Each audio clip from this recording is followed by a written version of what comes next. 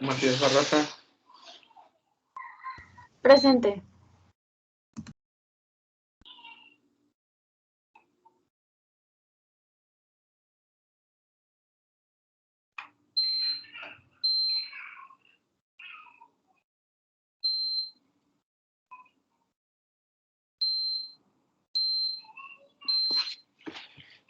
De la O Sánchez, Presente. Álvarez Canes, Presente. Preciado Rentería, Presente. García Ortiz, Presente. Grajeda Canes, Presente. Navarro Salazar, Presente. Rábago Sánchez, Presente. Bermúdez Estrada, Presente. Santos García, Presente. Vázquez Zaragoza, Presente.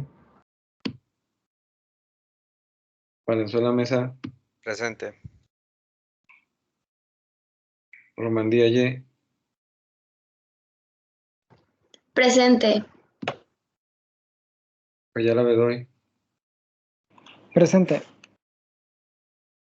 Camacho Hernández, Presente. Ceniceros Mendívil, Presente. Anduaga Enríquez,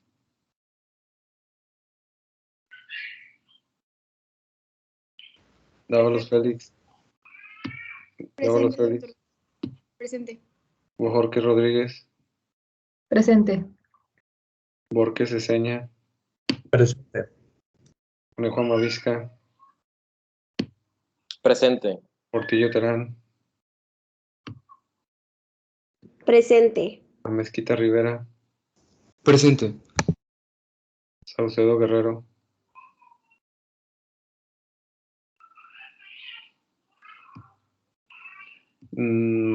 Melissa Mari Nosek, Presente. Paola Alarcón, Presente. Moreno López, Presente. Raquel Cota, Presente. Méndez Navarro, Presente. Gómez Ahumada, Presente. Guadalupe Ortiz, Presente. Santos Martínez, Presente.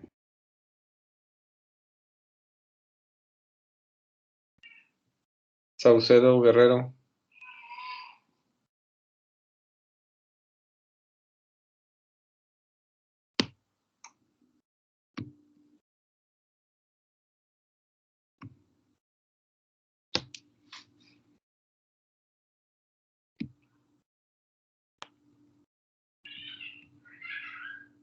¿estudiaron?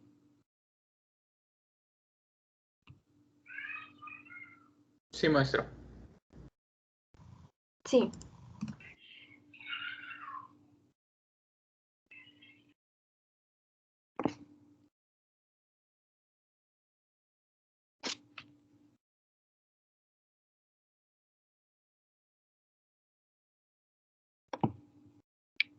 Doctor, creo que no me escuché. Soy Anduaga.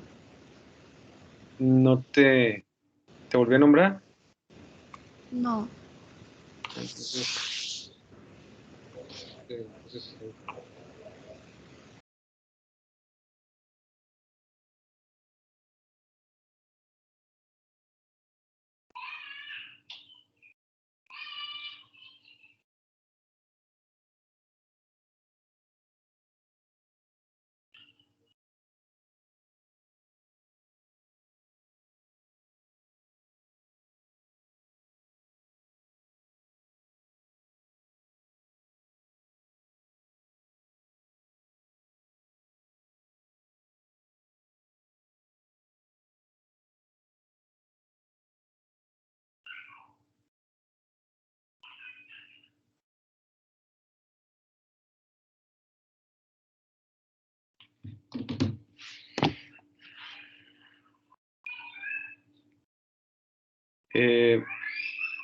Prendan la cámara todos.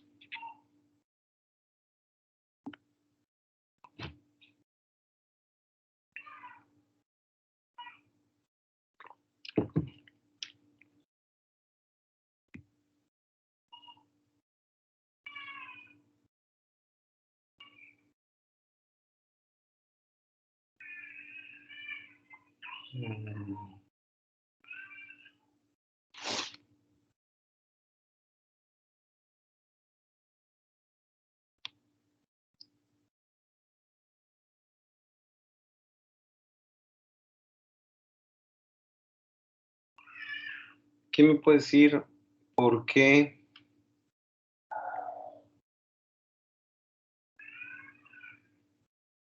¿Cuál es el ¿cuál es el metabolito tóxico del acetaminofén? Yo. Primero David Francisco. Es el N-acetil para benzoquinonemia. Quinonemina, ok. Quinonemina. N-acetil P-benzoquinonemina, muy bien.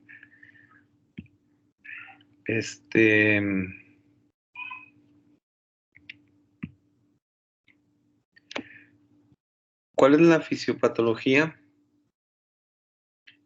para que se produzca necrosis hepática fulminante secundaria a paracetamol? ¿Qué es lo que pasa? ¿Qué me puede explicar? A ver, ella, la de lentes. Es que se saturan las vías por las cuales se conjuga el metabolito que mencionó ahorita mi compañero, y eso es lo que ocasiona la hepatotoxicidad y pues la falla que usted mencionó. A ver, sí, que otra vez, ¿qué me dijiste otra vez? Dímelo. Que se saturan las vías de conjugación para el desecho del Ok. metabolito. ¿Cuál vía de ese metabolito? ¿Cuál es la que se satura? Es glucuronidación. No, bueno, esas son al principio, pero esas no son para ese metabolito. Ok. ¿Cuáles son para ese metabolito? Es la CYP... ¿Sí es esa? CYP 92A, 29A. No. Mira, hay una habla del citocromo 450 que genera hidrólisis de lo que resta del paracetamol. Es lo que va a formar P-benzoquinonemina. La benzoquinonemina, ¿con qué se va a conjugar? Y es lo que se satura y se agota. ¿Qué es? ¿Qué sustancia se agota a nivel hepático que genera ese metabolito? No me acuerdo, la verdad. Sí sé que hablo, ¿no es pero no me glutatión? acuerdo. A ver, espérate. ¿No?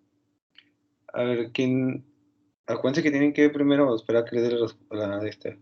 ¿Quién dijo glutatión? Yo. Ok, el glutatión es el que se agota, ¿no? Ajá. De todos modos, ahorita me das tu nombre. ¿Cómo te llamas tú? Abigail Macías. Ok.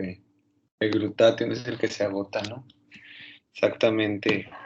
Al agotarse, cuando se conjuga el glutatión con el acetaminofén, ¿qué forman? A ver, ¿qué? Forman ácido mercaptopurina. Ácido mercaptopurina, exactamente.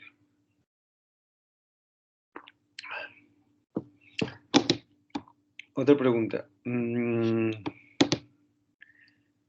Aquí en México,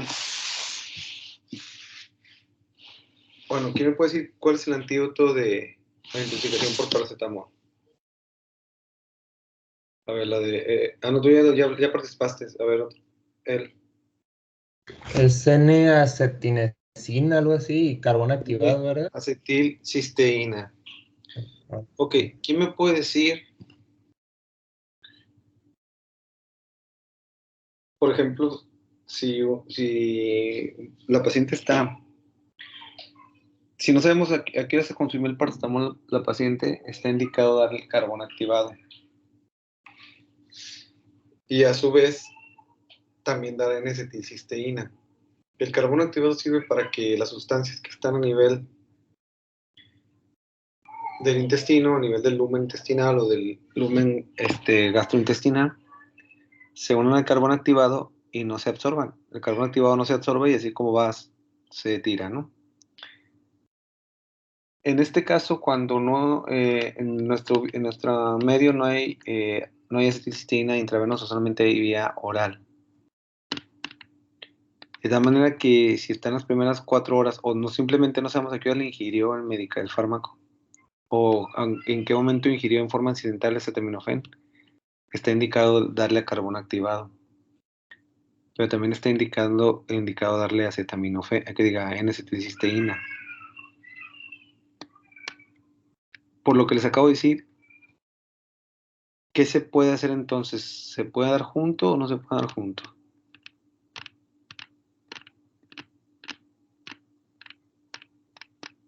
¿Alguien sabe?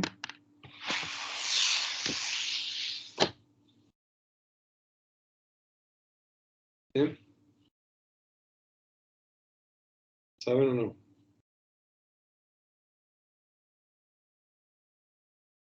¿No?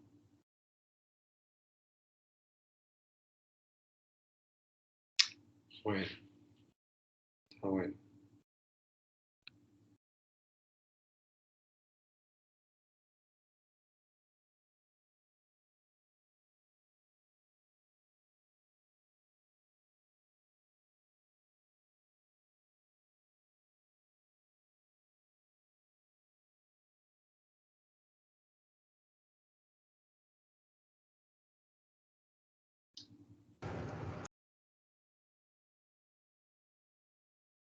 Sobre el carbón activado y eso no va a estar entendido que, o sea, no conozco, no leí, no encontré nada si se daba conjugado, pero sé que se daba dentro de las 4 horas, pero que es más recomendado o sea, el carbón activado darlo de la primera media hora a la primera hora.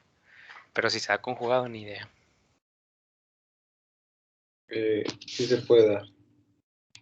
Dice su libro que incluso se tienen que dar. Si no tenemos la idea en qué momento se tomó el fármaco, lo ideal es darle los dos juntos, que al parecer no hay ningún problema, que la N-acetilcisteína se puede absorber perfectamente y que el carbón activado va a hacer el efecto en caso de que haya todavía restos de paracetamol a nivel del aparato gastrointestinal.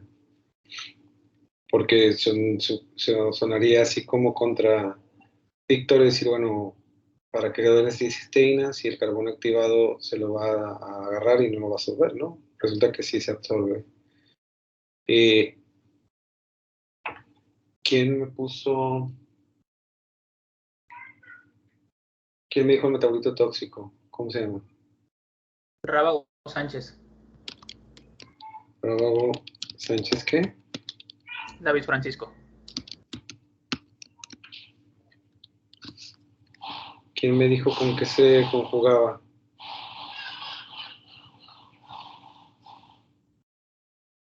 ¿Quién me dijo del glutatión? Ah, fui yo, Valenzuela Mesa. Venezuela. ¿Mesa qué? Gilberto Antonio. ¿Quién me dijo lo de la Abigail se llamaba, la de la fisiopatología? Sí, Abigail Macías. Así es que. Barraza.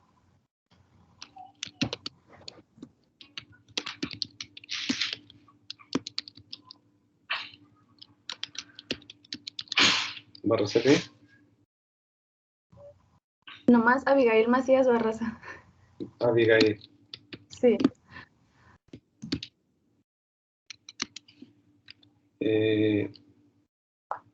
¿Quién me dijo el antídoto? Yo, ¿Cómo te olvidas? Borges Ceseña.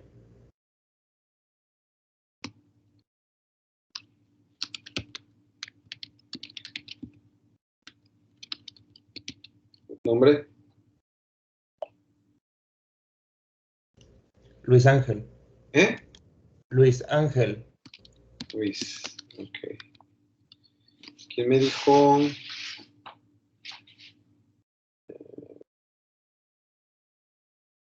Mercaptopurina. Cornejo Mavisca, Manuel.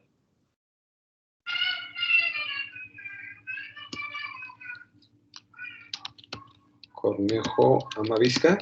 Manuel. Y ya, ¿verdad? ¿Fueron todos? Sí, maestro.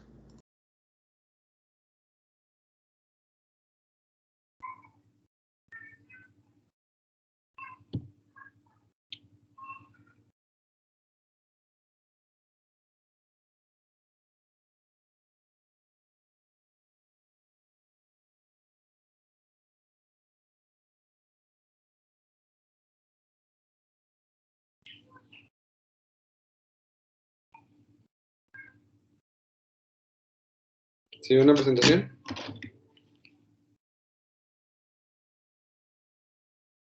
Sí, doctor. Sí. Sí.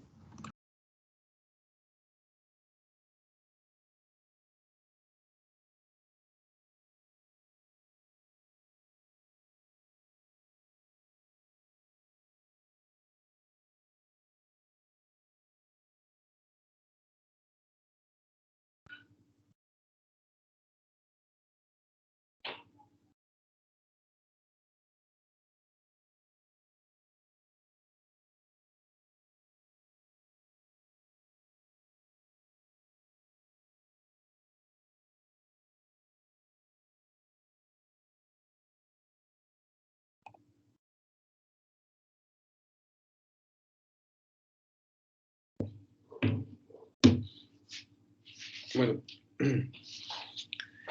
eso ya lo deben de haber visto anteriormente en bioquímica, no sé si ya, si ustedes dan inmuno o también ya han de haber visto en biología celular, que es la cascada de la inflamación.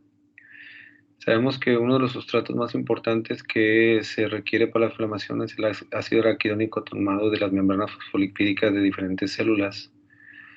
En este caso, las más importantes, bueno, de las que más son importantes son las células de la defensa.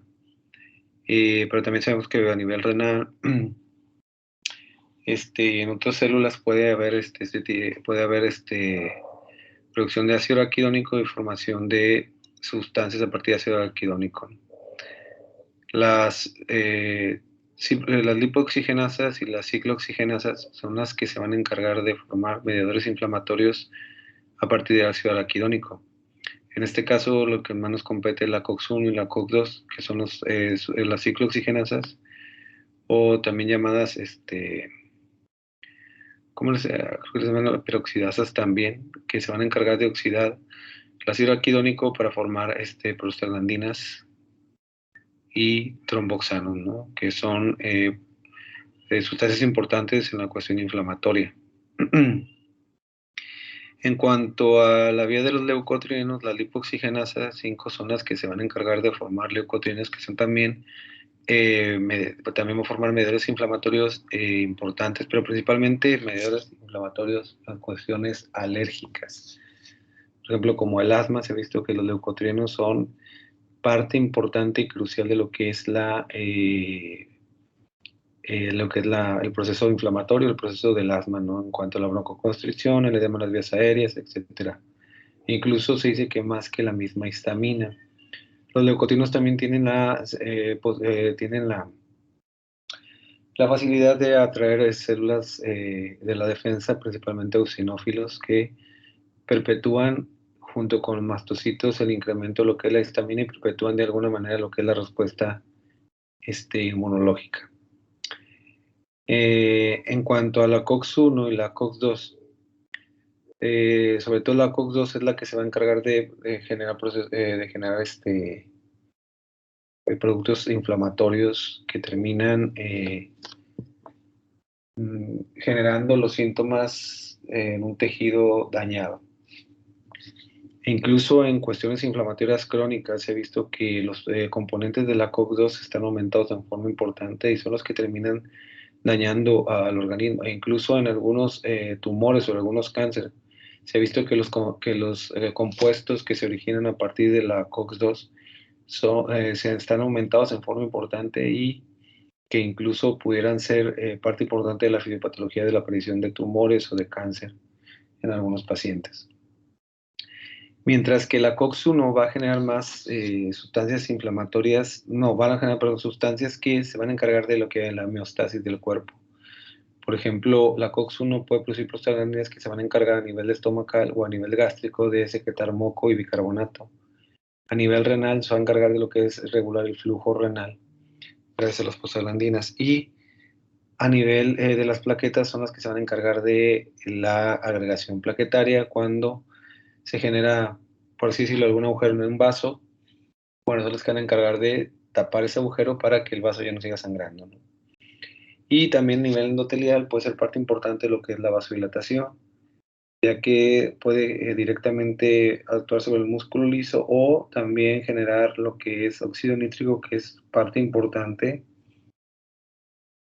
Es una sustancia importante que mantiene lo que es el vaso dilatado.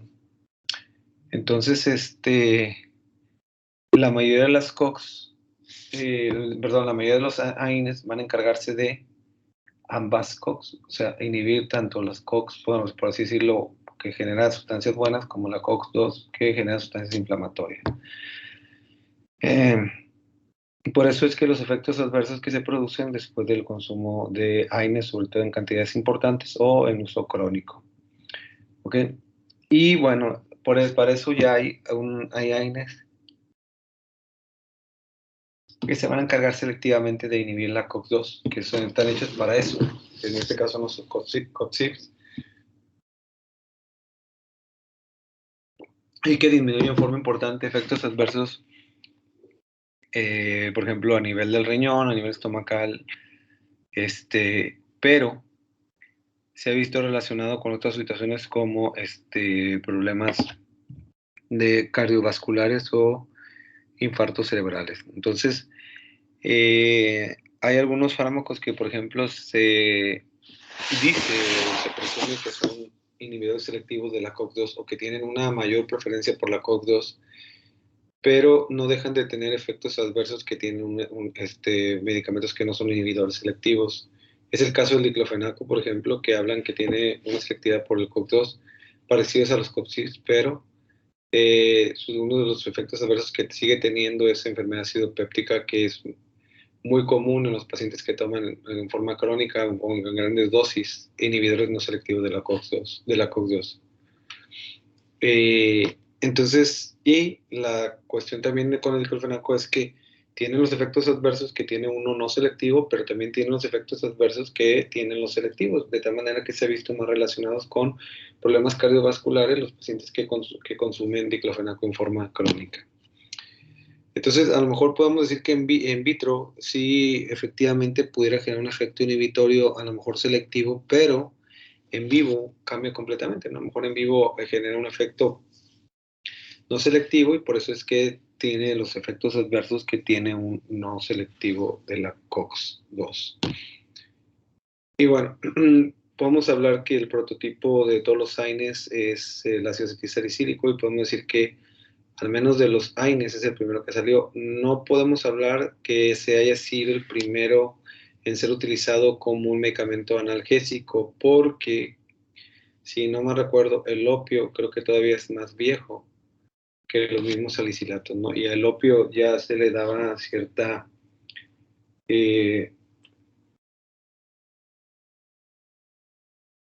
función para disminuir lo que es la cuestión del dolor. Sin embargo, en su libro habla de que Hipócrates utilizó los salicilatos para mejorar lo que es la cuestión del dolor. Y creo que la aspirina en 1880 y algo, creo que fue, los prototipos, los derivados de acetilsalicílico salieron en esas fechas. Creo que hasta en 1900 o algo así, Bayer fue el que empezó a formar o a generar como tal aspirina, de tal manera que sus principales funciones eran ser un analgésico y un antiinflamatorio. Y dice su libro que por cuestiones de error, cuestiones de sin querer, como dice la gente, se dieron cuenta que también tenía un efecto antipirético. Realmente siento que hoy por hoy hay mucho mejores analgésicos que el ácido acetilsalicílico, o sea que la aspirina, que tiene menores efectos adversos, que tienen una mejor respuesta a menores dosis y que, como les digo, sobre todo que tiene una mejor respuesta en cuanto a la función analgésica y no se diga la función inflamatoria. Y bueno, inclusive mucho mejor que para una respuesta antipirética. De tal manera que para mí los salicilatos, en este caso la aspirina, pues realmente debe ser, o nada más lo utilizo en cuestiones de tromboprofilaxis, ¿no? Evitar formación de trombos con la administración de aspirina a dosis bajas. Dice su libro que hasta 80 miligramos es más que suficiente para generar un efecto antitrombótico. Sin embargo, otros hablan de 150 miligramos. Por lo general, la dosis estándar que se vende para este efecto es de 100 miligramos de la aspirina Protec, que es de 100 miligramos. Entonces, los salicilatos pueden utilizarse como un analgésico para cefalea, mialgias, artralgias. Como le digo, para mí, otras cosas mejores. Pero mi recomendación es la siguiente: si por ejemplo llega un paciente y dice, ¿sabe qué, doctor? A mí la cefalea o el dolor de cabeza me quita con 2 aspirinas o con 2 cafeaspirinas. Ni le muevas. Aunque a lo mejor sepas que hay analgésicos mejores, también tiene que ver mucho la cuestión psicológica en cuanto al dolor. Si para él siempre le ha hecho eso y cuando se las toma siente un cierto bienestar, bueno, yo que tú le dejaba igual. Ya que te digas, ¿sabe qué? No me hace esto, no me hace la aspirina, ya tomo 2, antes me hacía muy bien, y ahora no. Bueno, ahora sí hay que empezar a darle, o podemos cambiarle un analgésico o incrementarle, por ejemplo, otro analgésico, ¿no? La fiebre. Bueno, a nivel de lo que es el sistema nervioso central, principalmente a nivel de lo que es el hipotálamo, se producen sustancias inflamatorias, y también se producen lo que son sustancias derivadas de ácido arquidónico, como las prostaglandinas, los tromboxanos, que van a generar incremento de la temperatura corporal, ya que al parecer con el incremento de temperatura corporal, las células de la defensa tienen una mejor función que a temperatura normal, ¿no? Pero a veces es imperante regular este tipo de síntoma por el malestar que generan. Entonces, ¿qué es lo que va a pasar cuando hay un incremento de la temperatura? Bueno, disminuye lo que es la transpiración, se pone la piel seca, se pone la piel pálida debido a que disminuye el flujo sanguíneo a nivel de la piel y empieza a haber ciertas contracciones musculares a nivel del aparato musculoesquelético para tratar de incrementar el metabolismo y producir mayor calor. Cuando se administra este tipo de antipiréticos como el acetaminofén, como el metamizol o como la aspirina incluso, puede inhibirse lo que es todo este tipo de situaciones que hacen que quiera calor. Por ejemplo, empieza otra vez a haber flujo a nivel de la piel, disminuye lo que es el temblor a nivel muscular, y la otra situación es que, por ejemplo, el paciente empieza a sudar, ¿no? Por eso es que cuando tienen fiebre, se toman algún medicamento para la fiebre y de repente dice, ay, ya como que va a empezar a sentir bien porque empieza a sudar. Bueno, entonces podemos decir que algo es cierto de eso, ¿no? Porque el sudor a nivel de la piel moja la piel y eso hace que disminuya el calor que se encuentra en la piel. Entonces, todo esto se debe a inhibición de lo que son las prostaglandinas, tromboxanos, a nivel de lo que es a nivel hipotalámico. El problema de los salicilatos es que genera mucho descontrol hidroelectrolítico y ácido base, sobre todo cuando se consume en forma crónica y en cantidades importantes. Incluso se dice que una sola dosis terapéutica puede generar mayor consumo de oxígeno debido a lo que es, y de esto genera mayor producción de CO2. Esto es debido a lo que es la cuestión oxidativa o fosforilación oxidativa a nivel de lo que es el músculo esquelético. Esto va a generar que para que el CO2 pueda ser barrido y podamos generar mayor cantidades de oxígeno, las respiraciones pueden verse más profundas o pueden ser más profundas. Entonces, fíjense, una sola dosis ya empieza a haber problemas en el equilibrio ácido-base, ¿no? Que igual no pasa nada, ¿no? Si tienes o no tienes ningún problema, bueno, eso no te va a tener por qué afectar a ti, ¿no? Ya si tienes problemas renales y eso, pues a lo mejor puede haber un cierto descontrol, ¿no? Entonces, como les digo, ya empieza a haber problemas en lo que es el equilibrio ácido-base. A nivel renal puede haber ya, sí, sobre todo en pacientes, como les digo, que tienen insuficiencia renal o que tienen un problema de hipervolemia o de retención de líquidos con insuficiencia cardíaca, o también tienen hipovolemia, pudiera generar incremento de lo que es la retención de sodio y agua y esto generar desequilibrio hidroelectrolítico. Se dice que incluso a veces a dosis normales terapéuticas, pero por su prolongado pudiera generar cierto cambio a nivel de lo que es el filtrado glomerular, perdón, o lo que es la función renal. Puede generar necrosis papilar, nefritis intersticial, perdón. Y bueno, también se ha visto que la excreción de urato se ve menguada cuando se consumen dosis terapéuticas, incluso de este fármaco. Pero si se incrementa la dosis, por así decirlo, casi al doble de lo que normalmente se toma, pudiéramos, bueno, no el doble, ¿no? Pero si tomamos dosis, por ejemplo, de 3 gramos al día, podemos generar lo contrario, es que incrementa lo que es la excreción de uratos, ¿no? De tal manera que incluso más de 5 gramos al día pudiera tener un efecto uricosúrico. Sin embargo, obvio hay medicamentos mejores para tener este tipo de funciones y que no generan tantos efectos adversos como sería esas cantidades tan importantes de aspirina. Hay que tener cuidado cuando el paciente está tomando medicamentos uricosúricos porque dosis pequeñas de aspirina pudiera contraponerse a lo que es el efecto del uricosúrico. Como les digo, para mí uno de los efectos que todavía tiene importancia de la aspirina sobre el cuerpo es ser un fármaco cardioprotector. De tal manera que su libro dice que únicamente con 80 miligramos de aspirina al día es más que suficiente para generar un efecto antitrombótico, un efecto de falta de agregación plaquetaria o antiagregante plaquetario. De tal manera que otros hablan de 150, la dosis estándar, por como les digo, siempre es más, bueno, es 100 miligramos, es como se comercializa la aspirina Protec. Se toma todos los días esa tabletita y se genera un efecto antitrombótico, aunque pudiera, no sé, que se pudiera haber involucrado como algo parecido a lo que es la taquifilaxia, porque me ha tocado operar pacientes que ya tienen años tomando aspirina Protec y por alguna razón no me dicen que se toman aspirina Protec, los opero y pues el sangrado es prácticamente igual o ligeramente más elevado. Entonces, incluso a lo mejor pacientes que durante toda su vida no tuvo ningún problema, de repente empiezan con problemas de émbolos y el tiempo de sangrado no se ve afectado, entonces en este caso pudiera ser que hubiera como una pseudo resistencia o una resistencia a lo que es la aspirina, ¿no?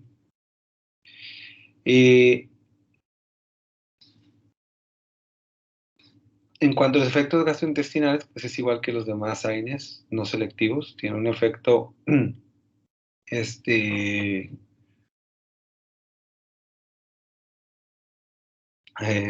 puede generar enfermedad ácido péptica, llámese desde una gastritis erosiva hasta una perforación de úlcera gástrica o úlcera duodenal. Hay que tener cuidado en los pacientes que tienen problemas hepáticos, sobre todo si tienen insuficiencia hepática, por generar incremento en lo que es los efectos tóxicos del fármaco.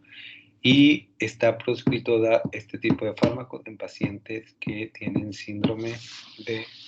en pacientes pediátricos menores de 5 años con fiebre y sobre todo si tiene enfermedades exantemáticas, ¿no?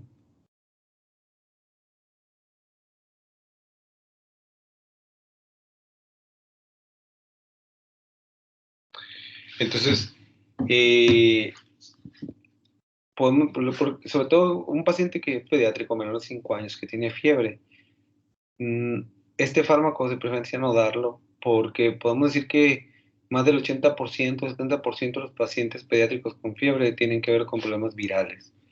Y habla su libro que casi cualquier tipo de enfermedad viral puede desencadenar este síndrome de Reye, que es un daño a nivel de lo que es el organelo de la mitocondria de la célula y que principalmente afecta lo que es el cerebro, el hígado y el riñón. Sobre todo generando, por ejemplo, a nivel del encéfalo, encefalitis, algo que se llama encefalitis aséptica, debido a que no tiene una componente infeccioso y pero genera un edema importante a nivel del cerebro. Entonces, si hablamos de un niño que tiene fiebre y queremos bajar la fiebre o queremos quitarle el dolor con Aspirina, mejor no hay que mejor darle acetaminofeno, metamizol sódico, que son fármacos que son mucho mejores para quitar el dolor y la fiebre que el mismo salicilato y no tienen riesgo de generar de generar síndrome de Reye.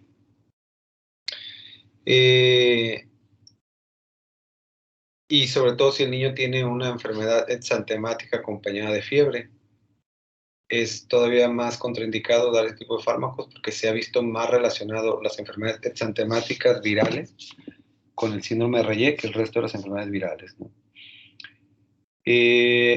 Aquí, ¿cómo vamos a medir lo que es la función plaquetaria? Midiendo lo que es el tiempo de sangrado. El tiempo de sangrado con la aspirina se llega a doblar, llega a ser hasta el doble.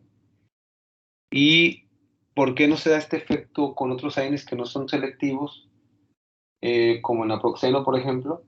Bueno, por la situación de que la aspirina se inhibe lo que es la COX-1 a nivel plaquetario en forma irreversible.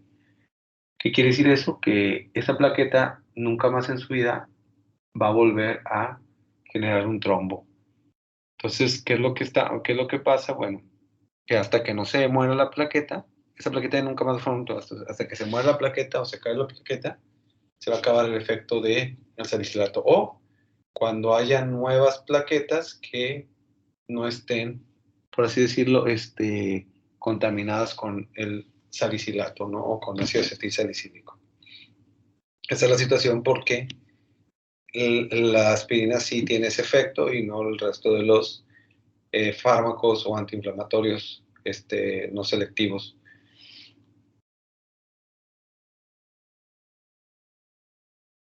El resto de los fármacos, una vez que se acabe el efecto, una vez que las concentraciones plasmáticas de los AINES disminuya, en ese momento ya no hay un bloqueo sobre la COX-1 a nivel de lo que es la plaqueta y por ende la plaqueta se puede perfectamente agregar o formar trombos. Pues lo más común es la vía oral, ¿no? Pero también por vía local hay fármacos que tienden a destruir lo que es ciertas lesiones duras a nivel de la piel. Concentraciones altas de salicilato pueden destruir, por ejemplo, verrugas, callos, lesiones por hongo, dermatitis axematosa. Por lo general ya ahorita ya hay cosas mejores como la crio, pero en su tiempo pues el ácido salicílico también tuvo un buen efecto. Se ponía, bueno, lo que se hace es, se pone vaselina alrededor de la lesión que quieres lastimar o que quieres quitar, y ya después directamente se pone eso en la lesión. ¿Cuál es el fin de esto? Bueno, de que con la vaselina no alcance el fármaco y no toque la piel sana y tengas un daño después, no tengas como una quemadura o algo así. Y bueno, también hay pomadas que se utilizan mucho, sobre todo en la cuestión deportiva, para disminuir lo que es el dolor y la inflamación a nivel local. A lo mejor a nivel de la piel puede generar disminución de lo que es la inflamación y también por ende el dolor. Y bueno, en problemas musculares, al ser al ser el salicilato o estar en un estado oleoso, es más fácil que se absorba a través de la piel y parte de ese fármaco va a tener también su función a nivel sistémico, ¿no? Aunque pues se supone que es para quitar el dolor local untado directamente en el sitio donde tienes la molestia. Y bueno, el salicilato no se absorbe en forma completa y con los alimentos se ve alterado en forma importante de su absorción. Sí alcanza concentraciones importantes terapéuticas a las 20, media hora que se toma, ya el paciente empieza a sentir este alivio del dolor. Y como les había comentado que cuando son aceitosos, bueno, el riesgo de que se absorba por la piel también es alto, por eso es que es un efecto a lo mejor local a nivel de la piel, pero también la cantidad que se absorbe va a generar el efecto analgésico que se está buscando cuando se aplica ese tipo de cremas o ungüentos en la zona de la lesión. Y bueno, hay que tener cuidado porque grandes cantidades de ácido acetilsalicílico pueden atravesar la barrera hematoencefálica y saturar las vías de transporte que se van a encargar de sacar el salicilato del sistema nervioso central, ¿no? Entonces, sobre todo en gente anciana y en niños hay que tener cuidado porque esto puede incrementar el riesgo de convulsiones, depresión respiratoria y muerte cuando sean cantidades importantes.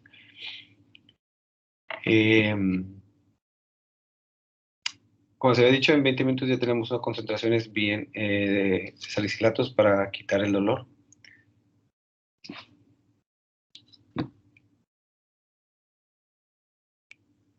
Y bueno, para excretar o lo que es eliminar el ácido salicílico, se requiere de que haya una función renal adecuada y el pH de la orina es muy importante, de tal manera que se debe alcanzar un pH por arriba de 6.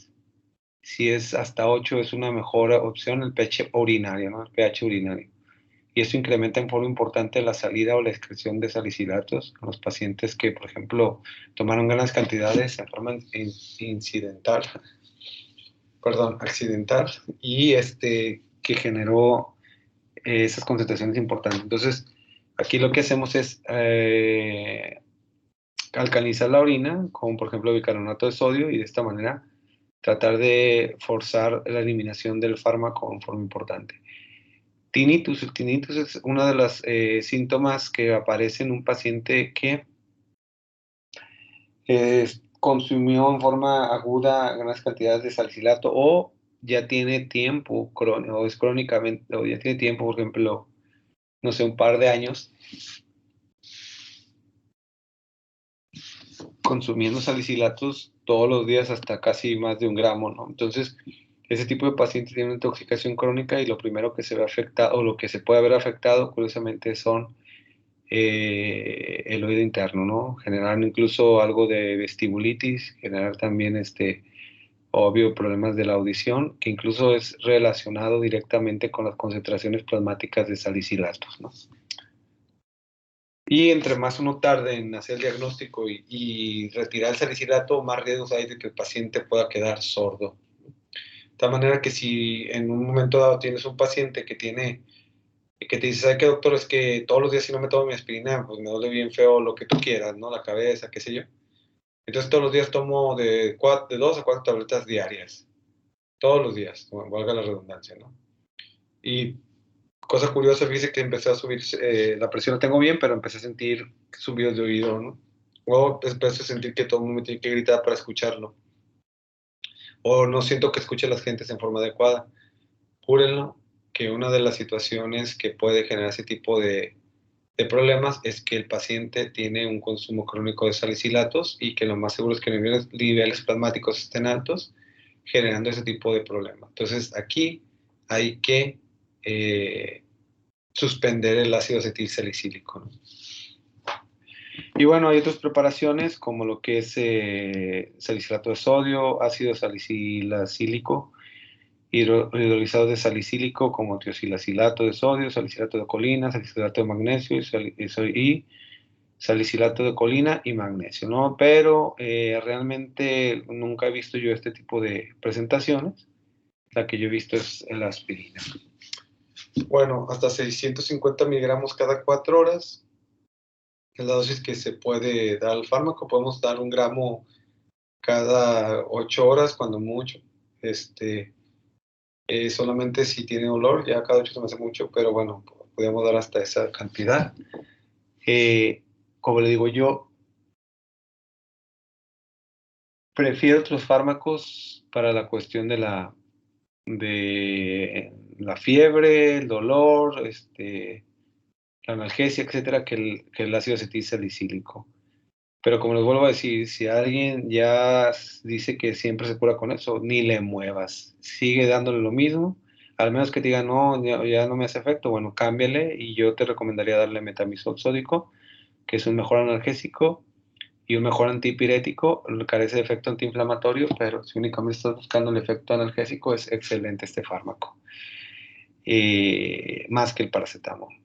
Los gringos lo sacaron del mercado, pero yo creo que son cuestiones de empresas, ya que el metamizol, yo con los ojos cerrados creo que se lleva de calle lo que es el paracetamol. Y pues obvio, de menor precio, y el Tylenol yo creo que veía ahí un enemigo fuerte. Y yo siento que alguien le metió zancadilla, ¿no? Sin embargo, en Europa creo, y aquí, obvio aquí, todavía se sigue comercializando el metamizol sódico. E incluso Goodman y Gilman tiene un apartado pequeño, a lo mejor le ofrece un párrafo o 2 párrafos pequeños donde dice que el metamizol sódico tiene un efecto muy parecido al paracetamol y pero que es más benevolente o es más benévolo el metamizol sódico que el mismo paracetamol, ya que no se ha visto o no se ha documentado toxicidad en dosis grandes del metamizol sódico. A diferencia del paracetamol, que obvio está lo que es una entidad muy conocida por todos, que es la necrosis hepática fulminante. ¿Cuál fue el motivo por qué sacaban el metamizol sódico? Bueno, porque se ha visto que en algunos pacientes puede producir lo que se llama agranulocitosis.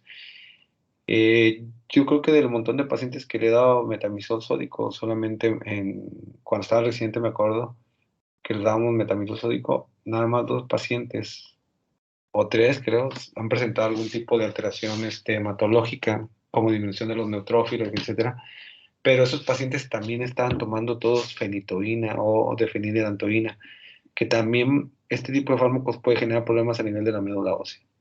Entonces, para saber realmente si fue uno o fue otro, pues sabrá Dios, lo que hicimos es quitarle los 2 y dejarlo a evolución para que incrementaran lo que es otra vez las células de la defensa.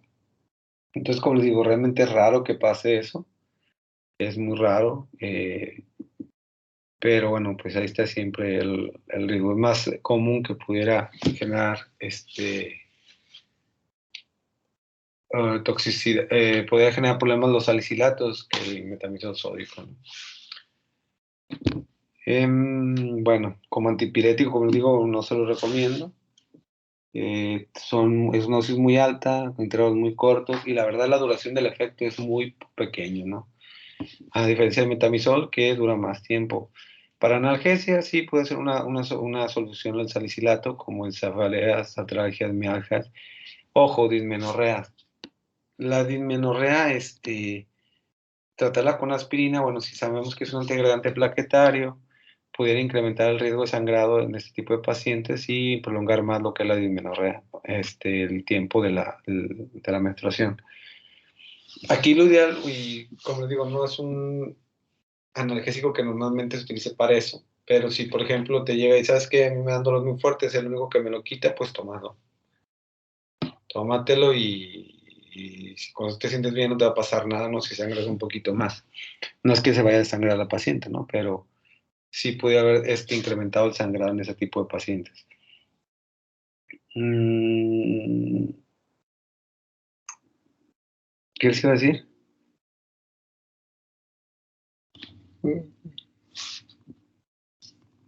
Bueno, otra situación por la que también se puede utilizar, o que todavía sigue utilizando los salicilatos, es para las enfermedades inflamatorias intestinales crónicas como CUSI o Crohn. Siempre son preguntas de examen nacional.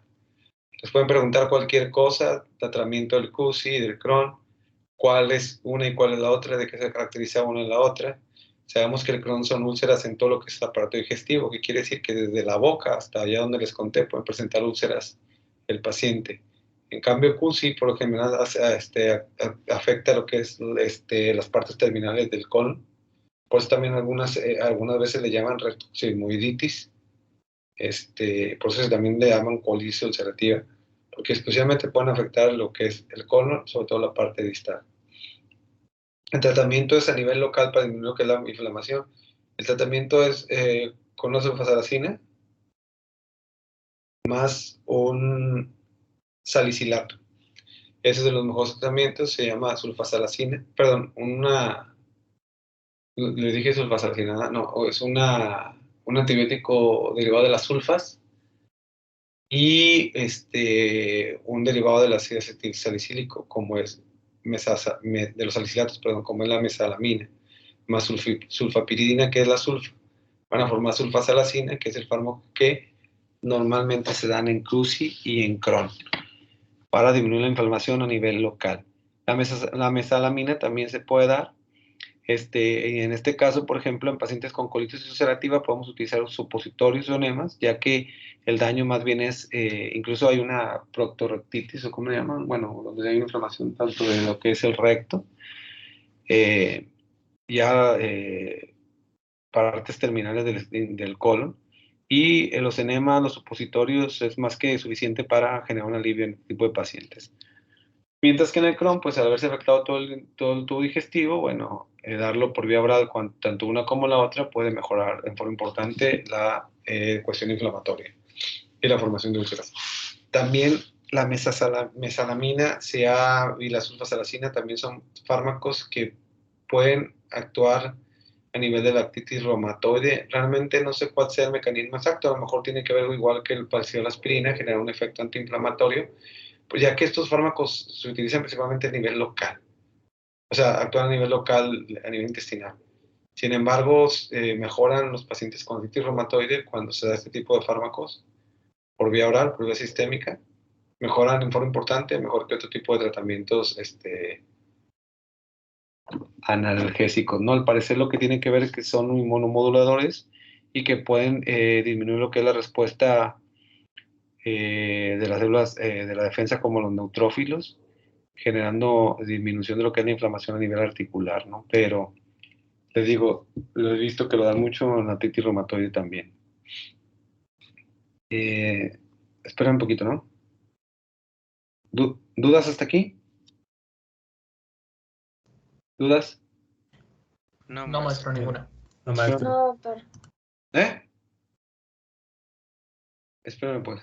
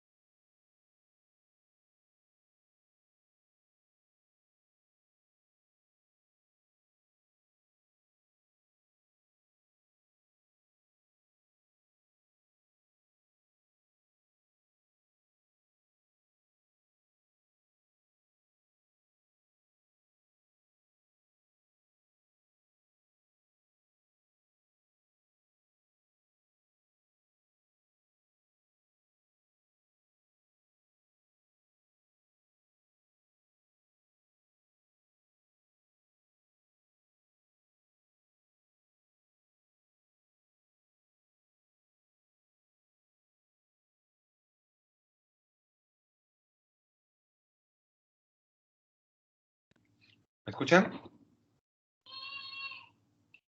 Sí. Sí, maestro.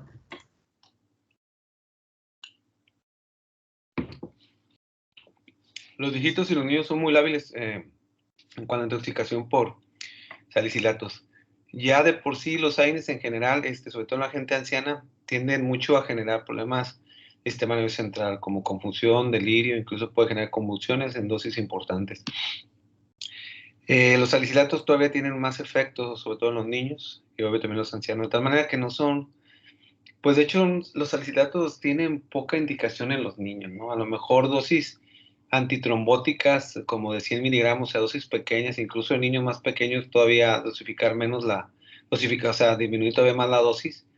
Para efectos antitrombóticos puede ser está indicado, por ejemplo, en niños que tienen por alguna razón vasculitis, enfermedades, se me fue el nombre, por ejemplo, Kawasaki.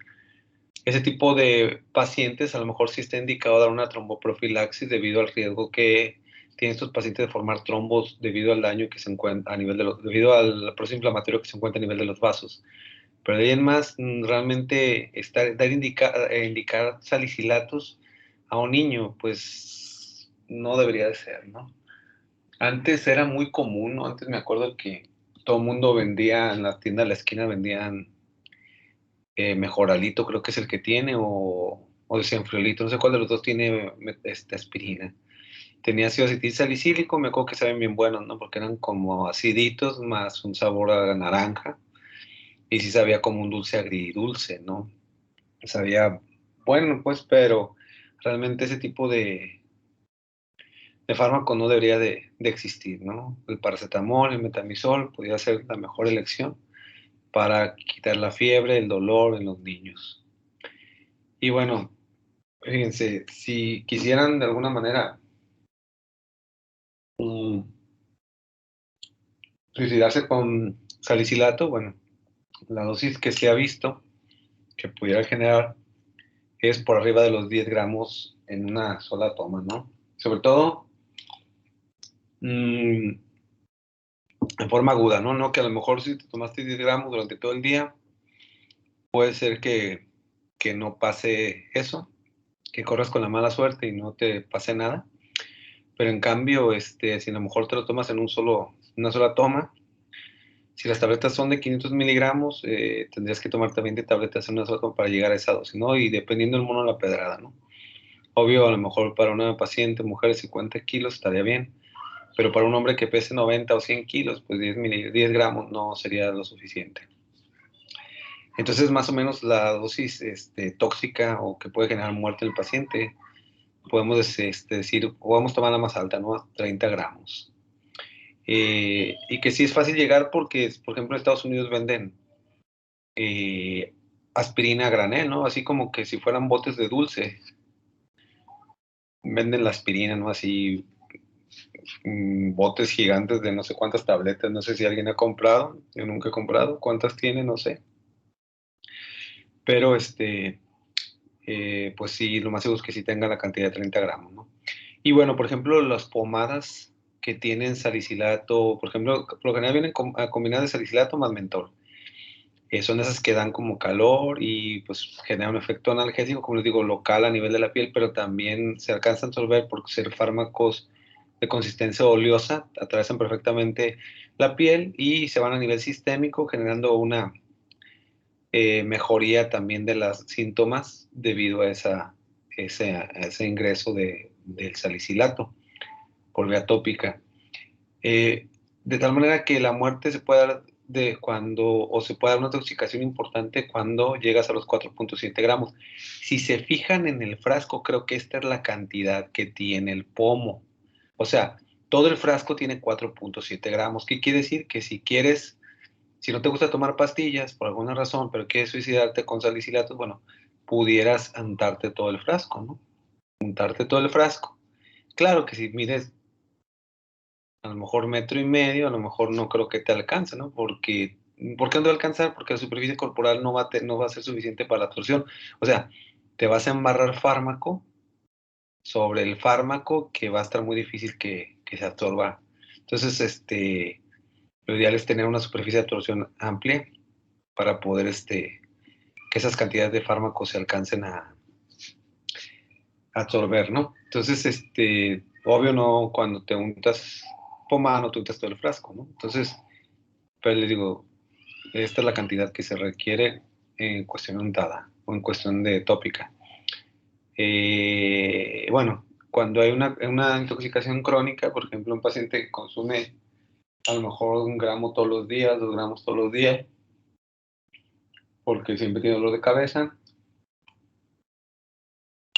o siempre le duele algo, bueno, llega a... pudiera presentar una intoxicación crónica de este tipo de fármacos.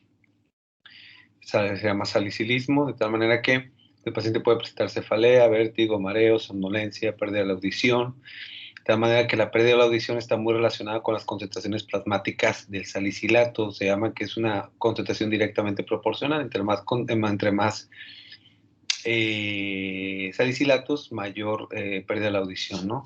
Visión borrosa, sudoración, sed, náuseas, vómito, lasitud, hiperventilación y a veces diarrea. Muchas veces el consumo crónico, esto puede generar, ¿no? Cuando es el consumo agudo, puede generar problemas más importantes, como al principio generar efectos de hiperestimulación, llegar a las crisis convulsivas y después ir con los efectos depresivos, como incluso depresión respiratoria, colapso cardiovascular y muerte en el paciente.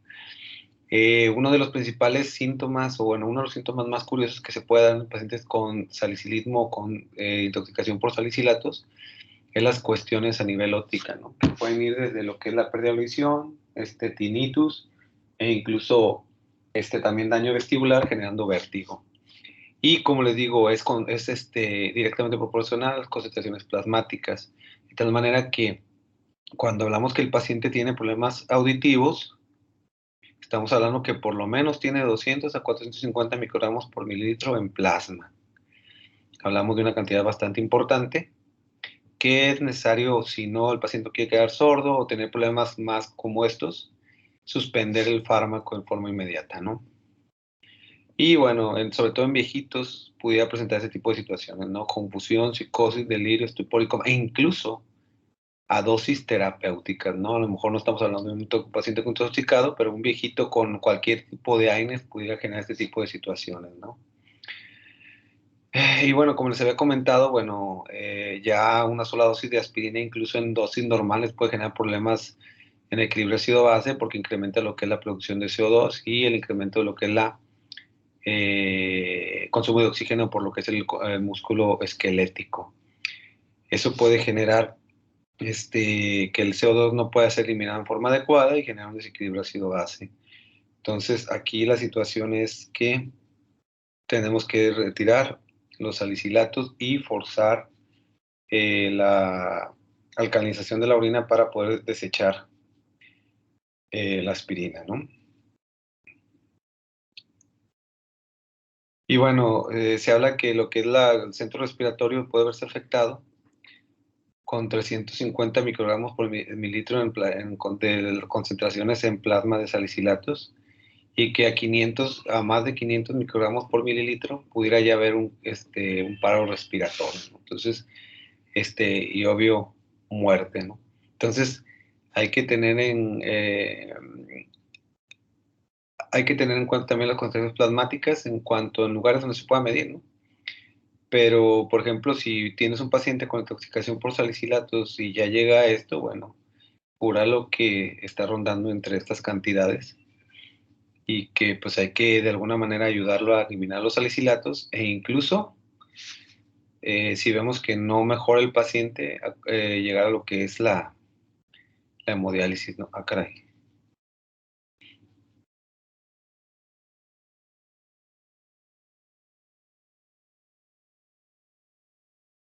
También puede haber lo que es desequilibrio hidroelectrolítico, puede haber el incremento de la absorción de bicarbonato para tratar de neutralizar los ácidos, puede haber excreción de incremento de lo que es la excreción de agua y a su vez sodio y potasio, y esto generar una hipernatremia por hiperosmolaridad, por disminución de lo que es la volemia.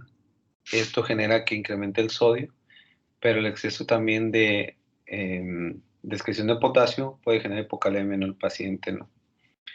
Y hay que tener en cuenta eso, de tal manera que en un paciente con intoxicación, sobre todo aguda, salicilatos, hay que tener en cuenta el ABC y en cuanto a que se le agrega la D es cuando hay un antídoto para ese tipo de intoxicaciones, se le llama desintoxicación o aplicarle el antídoto al paciente.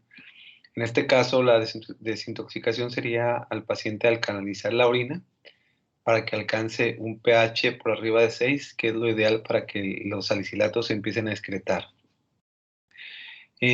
Cuando el consumo de los salicilatos fue en las primeras 4 horas, bueno, está indicado dar carbono activado.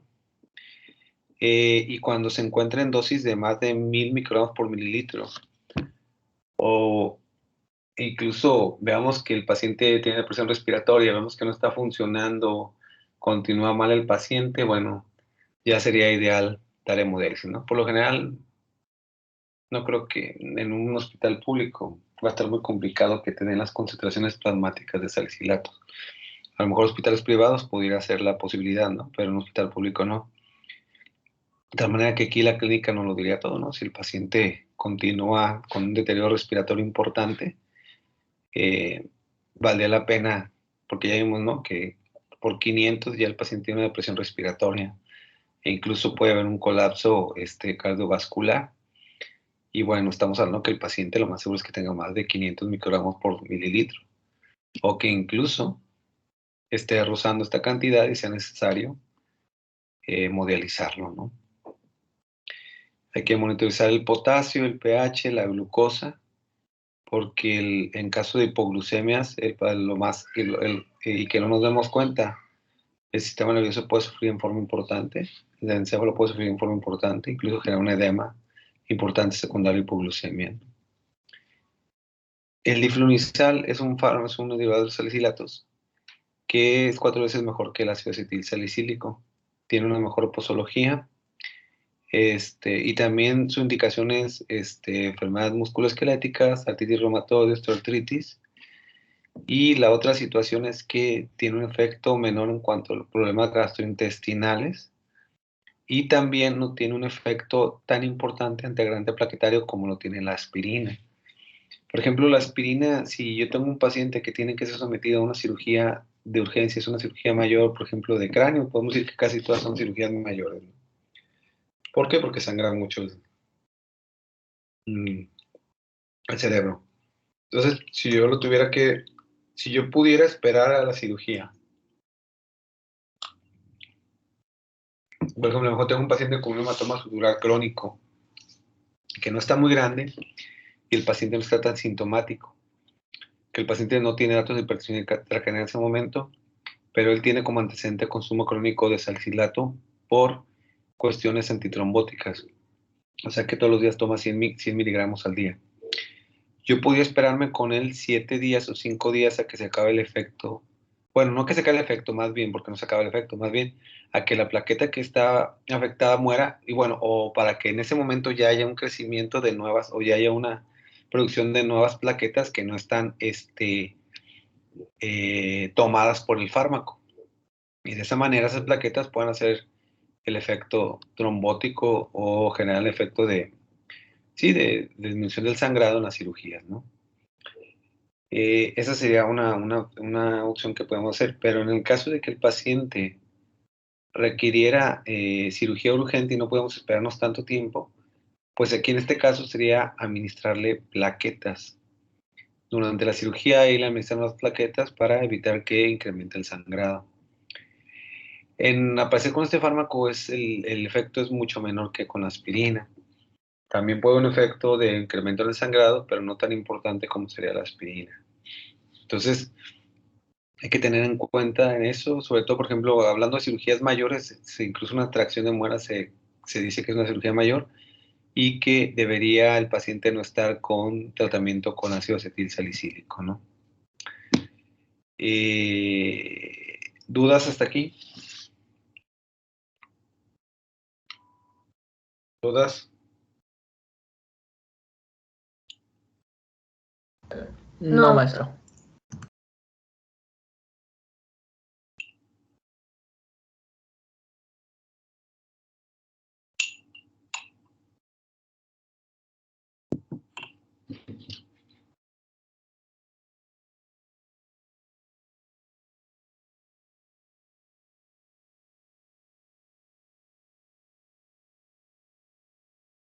Ok.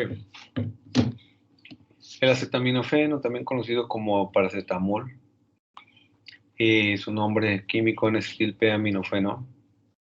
Tienen propiedades analgésicas y antipiréticas principalmente.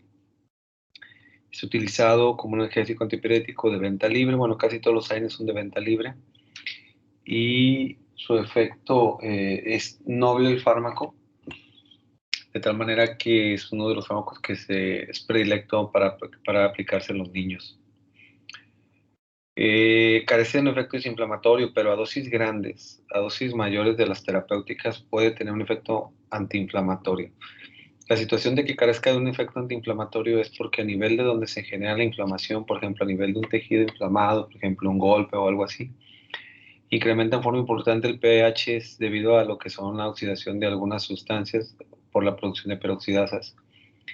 Esto termina haciendo que el pH bajo en esos tejidos se inactive o no tenga o no haga que tenga su función para inhibir lo que son las COX a nivel de los tejidos inflamados.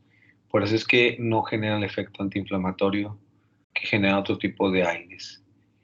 Entonces, ¿cómo actúa este tipo de fármacos? Bueno, actúa a nivel sistema nervioso central y estimulaciones nerviosas. Esto es muy parecido al metamizol sódico también, generando que disminuya las sustancias que van a generar fiebre, dolor en el paciente, porque también las prostaglandinas a nivel sistema nervioso central y en las terminaciones periféricas incrementan la conductancia nerviosa o incrementan lo que es la algesia o que incrementan el dolor o, ¿cómo les digo? El umbral, la sensibilidad del umbral de la sensibilidad se ve incrementada en forma importante, se ve disminuida, perdón, y esto hace que el paciente tenga más fácil dolor. Entonces, al inhibir esas sustancias a nivel de estimulación nerviosa y sistema nervioso central, mejora en forma importante el dolor en este tipo de pacientes y mejora la fiebre también. Entonces, ahí actúan. Es un fármaco que al ingerirse, a los 20 minutos ya tienes una respuesta ante la fiebre y ante el dolor. Aunque su vida media es muy corta, por ejemplo 2 horas, todavía durante 6 horas puedes tener todavía un efecto analgésico. De tal manera que por lo general a las 6-8 horas se inicia a repetir la dosis de este fármaco. Como les había comentado anteriormente, la situación del paracetamol es que va a generar primero un efecto de conjugación. El 60% del fármaco se va a conjugar con ácido glucurónico, el 35% con ácido sulfúrico y el 3% con cisteína. El resto del paracetamol, que por lo general es menos del... ¿cómo se llama? Menos del 10% del paracetamol, pero ahora creo que los otros se los dije al revés. Menos del 10%, les dije menos del 90%, no, pero menos del 10%, o lo que le quise decir es que más del 90% es conjugado y únicamente queda el 10% para ser metabolizado por las enzimas del citocromo P450. De tal manera que en dosis terapéuticas no hay ningún problema, porque esta hidrólisis por estas enzimas van a formar lo que es N-acetilp-benzoquinonamina, que es un metabolito tóxico del paracetamol. Pero a dosis terapéuticas, ese porcentaje que escapa de la conjugación o que ya no se puede conjugar, fácilmente puede neutralizarse por lo que es el glutatio a nivel hepático, para formar lo que es ácido mercaptopurina, y el ácido mercaptopurina perfectamente se puede excretar por la orina. El problema es que cuando las dosis son mayores a las terapéuticas, se satura lo que es el medio de conjugación, ya no es el 5%, sino es el doble o el triple. Esto genera mayor cantidad de N-acetilp-benzoquinonamina. Esto genera que utilización de mayor cantidad de glutatión, el cual se puede agotar, y generar que ya no haya glutatión para conjugarse este metabolito y irse acumulando y generando lo que es el efecto tóxico del paracetamol. Se dice que un efecto analgésico o antipirético se puede dar con 1 gramo cada 6 horas. podría ser más coeficiente. Yo por lo general receto 1 gramo cada 8 horas. Se dice que en alcohólico 2 gramos al día, también le puede dar 1 gramo cada 8 horas, aunque si vemos que es un alcohólico empedernido, y esos de los que todos los días se pone hasta arrastrarse, bueno, sí, yo creo que valdría la pena no superar los 3 gramos al día, ¿no? El niño, la dosis, bueno, está muy baja, la dosis puede ser de 10 a 20 miligramos por kilo por dosis, no dar más de 4 dosis al día. De tal manera que si, por ejemplo, el niño pesa 20 kilogramos y le vamos a dar la dosis máxima, que es 20 miligramos por kilo por dosis, le toca 400 miligramos al día. Perdón, 400 miligramos cada 6 horas.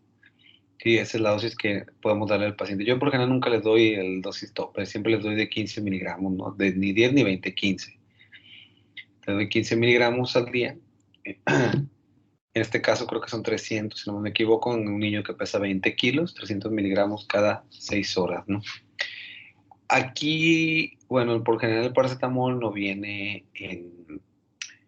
en niños, no viene en miligramos, o sea, sí viene en miligramos, pero lo que le vas a dar a la familiar o al niño, a la señora o a la mamá para que le dé al niño no van a ser los miligramos, sino los mililitros.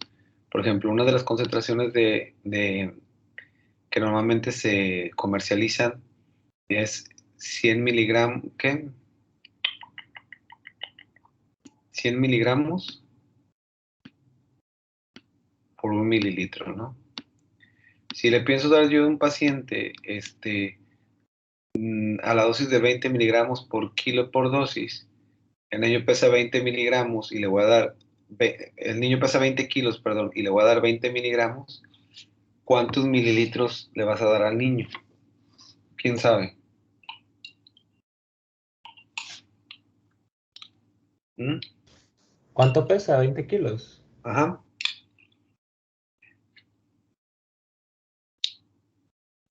¿Mm?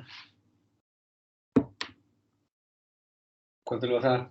¿Cuántos mililitros por dosis?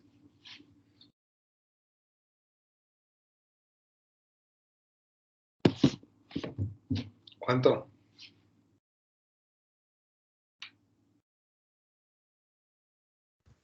4 mililitros. 4 mililitros, así es, 4 mililitros por dosis. ¿Cuánto es lo máximo que le vas a dar al niño si no le puede dar más de 4 dosis al día?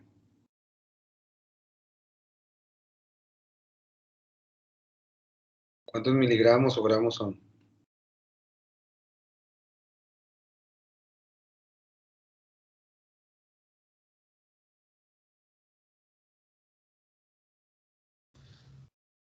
No sé, maestro, me hice bolas. ¿Cómo que no sabes? ¿Ya dijiste?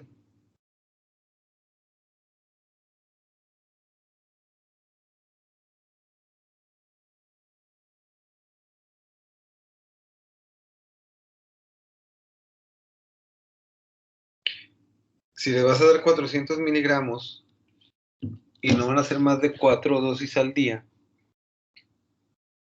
¿cuánto es? ¿Cuántos miligramos le puede dar en total al día? Sí, miligramos, si quieres, o gramos. Bueno, pues si son 4 dosis y le vas a dar 4 mililitros, pues van a ser como 1200 miligramos, ¿no? No, 1600. 1600, perdón. Sí, 4 me por falta una. 4, 16, ¿no? Entonces le vas a dar 1600 miligramos, lo máximo que le vas a dar a ese niño, ¿no? No le puedes dar más, ¿vale? Entonces, este niño nos da 400 miligramos al día, se lo puede dar, perdón, 400 miligramos cada 6 horas, no pasar de 4 dosis, de tal manera que en total son 1600 miligramos. Ahora, hay presentaciones que vienen de 3.2 gramos por 100 mililitros. O sea, es el total que tiene el frasco. El frasco tiene 100 mililitros y esto tiene en total el paracetamol. Es muy fácil, lo que vamos a hacer es convertirlo en miligramos, ¿no? Por ejemplo, 3.2 gramos son 3200 miligramos, ¿no? Y tiene una dosis, y tiene una concentración de 100 mililitros, o tienen, perdón, una cantidad de 100 mililitros. Entonces lo que vamos a hacer es quitar ceros y nos vamos a quedar con 32 miligramos por mililitro. En este caso, bueno, obvio estamos viendo que es para para niños muy, ¿cómo les digo? Para niños muy pequeños, ¿no? O sea, porque es una cantidad muy pequeña. Pero, por ejemplo, este mismo niño de 20 kilos,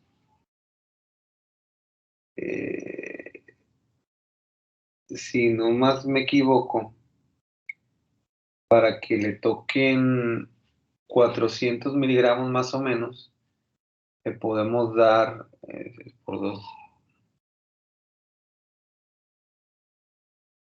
por 2, 10.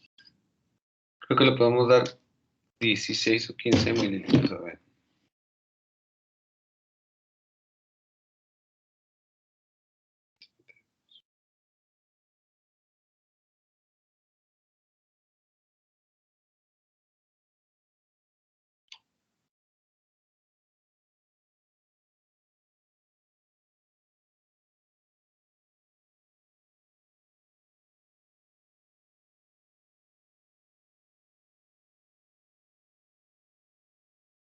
Le podemos dar 13 mililitros.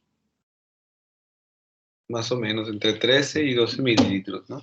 Y le va a tocar los mismos 400 miligramos, o más, un poquito más, un poquito menos, ¿no? Bueno, con 12 mililitros le toca 380 miligramos, más o menos. Entonces, obvio, esto es para niños muy pequeños, ¿no? Lo que podemos hacer es una regla de 3, ¿no? Si, por ejemplo, el niño requiere 400 miligramos y lo que le quiero saber es cuántos mililitros son, entonces ya nomás multiplico esto por esto y lo divido entre esto, ¿no? ¿Y cuánto nos da? ¿Cuánto nos da? 12.5. Entonces, los 12.5 mililitros son lo que le vamos a dar al paciente, ¿no? Así es como lo vas a dosificar, no le vas a dar los miligramos, le vas a dar la cantidad que le tienes que dar en mililitros, ¿vale? Entonces, esas son las dosis, ¿no? Bueno, como cualquier AINE, puede generar alergia. La diferencia es que cuando el paciente es alérgico a otro AINE que no sea el metamizol o la aspirina, me ha tocado ver que es alérgico a todos los AINES, ¿no? Por ejemplo, no que es alérgico a pero así, pacientes que son alérgicos a algún AINE, son alérgicos a todos, ¿no? Alergia a naproxeno, diclofenaco, no, o sea, de tal manera que pues no hay que poner a los pacientes más que opiáceos a veces. Entonces, en esta situación la aspirina, ¿por qué no? Y el metamizol no. A veces el metamizol más bien es como no toleran el fármaco como tal, ¿no? Al generar ciertos otro tipo de trastornos que no tiene con la alergia y que hace que el paciente no lo tolere. Pero la aspirina sí es más común que de alergia por sí sola y no precisamente que el paciente sea alérgico a todos los demás AINE. Aquí la explicación que da su libro es que al ser un inhibidor no reversible de la COX-1, igual de la COX, o sea, ser no reversible, de la COX-1 y la COX-2, genera que se empiece a acumular el ácido araquidónico y se utilicen otras vías alternas, bueno, no alternas, otras vías de metabolismo de lo que es el ácido araquidónico. En este caso, la otra vía que se empieza a utilizar más es la vía de la lipoxigenasa, que va a formar mayor cantidad de leucotrienos. Los leucotrienos son sustancias inflamatorias importantes, sobre todo en la respuesta de hipersensibilidad tipo 1, o sea, en alergias como asma y otro tipo de alergias. De tal manera que eso hace que la aspirina tenga mayor efecto alergénico que otro tipo de fármacos por esa situación. Entonces, por eso es que un paciente que es alérgico a la aspirina no siempre va a ser alérgico a las más AINES, pero lo que sí me ha tocado ver es que cuando son alérgicos a otros AINES, son alérgicos a todo, ¿no? Incluyendo la aspirina, pero la aspirina por sí sola no. Y puede ser nada más alérgico a la aspirina, pero lo demás no. Y por esa situación, ¿no? Y bueno, como les había comentado en la conjugación, cuando hay una cantidad importante de paracetamol, bueno, ya no es el 3% el que, o el 5% el que no se metaboliza, sino más cantidad del paracetamol, porque ya todo esto se saturó. Esto genera mayor cantidad de N-acetilpenoidenina. Esto genera que el glutatión que se encargaba de alguna manera conjugar este metabolito, ya no lo haga más porque se agotó, no tanto porque no puede, sino porque se agotó las reservas de glutatión a nivel hepático y ya no puede haberse formar ácido mecaptopurina, siga incrementando Y este es un metabolito bastante tóxico para el hígado, generando algo que se llama necrosis hepática fulminante, cosa que no genera el metamizol sódico. Aunque el metamizol sódico se haya salido del mercado por generar agranulocitosis, como le digo, bastante raro, el mismo libro de Goodman y Gitman habla que es menos probable, es más noble el metamizol sódico que el paracetamol, ya que el metamizol sódico todavía no se halla un límite en la dosis tóxica para producir problemas de toxicidad o para producir efectos adversos. Ese efecto adverso que genera de granulocitosis no es tanto dependiente de la dosis, sino dependiente del paciente, que quiere decir que ya es el paciente pudieras tener cierto, ¿cómo les digo? Que el paciente puede tener ya cierta predisposición a tener problemas hematológicos, ¿no? O problemas a nivel de médula ósea con diferentes fármacos que se han visto que tienen reacciones ahí en ese sitio, ¿no? Entonces, realmente no es dosis dependiente y como les digo, no hay dosis tóxica. En cambio, el paracetamol sí. El paracetamol sí tiene dosis tóxica, aunque algunos artículos hablan que hasta 20 gramos al día y no pasa nada, bueno, pues yo no se lo recomiendo, ¿no? Entonces, mientras que mientras que el metamizol pues no lo tiene, es un mejor analgésico, es un mejor antipirético, mucho mejor que el metamizol, que el paracetamol, dura más. A mucha gente ya dice, no, es que el paracetamol no me hace nada. Bueno, cala el metamizol sódico, es un mejor fármaco todavía. Yo siento que, como les digo, la salida del mercado es sobre todo por cuestiones de mercado, ¿no? Pero bueno, lo bueno que aquí en este país todavía sigue habiendo metamizol sódico. Se dice que los pacientes que tienen toxicidad por acetaminofén, el 90% de ellos presentar daño hepático. Y de ese 90%, el 10 al 20% pueden morir por debido a ese daño hepático. Se habla que también el daño hepático puede verse ya en un paciente que tiene concentraciones de 300 microgramos por mililitro en 4 horas después de haber ingerido, 4 horas después de haber ingerido el paracetamol.